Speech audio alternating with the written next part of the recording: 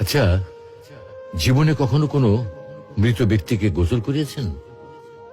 যদি কখনো সুযোগ হয় তাহলে সেই মৃত ব্যক্তিকে গোসল করাবেন।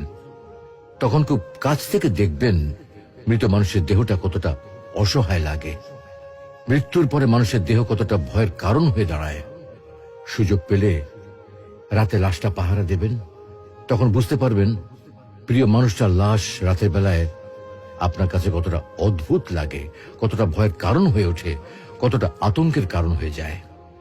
সুযোগ পেলে মৃত ব্যক্তির শরীরে একটু হাত লাগিয়ে কিছুক্ষণ তার স্পর্শ নেবেন। আপনি তখন উপলব্ধির সুযোগ পাবেন এই পৃথিবীতে বিশাল প্রভাব প্রতিপত্তি মৃত্যুর পরে কতটা নির্যাতনের রূপ নেয়। সুযোগ পেলে আপনজনদের লাশ কবরে নামাবেন খুব আগ্রহ নিয়ে।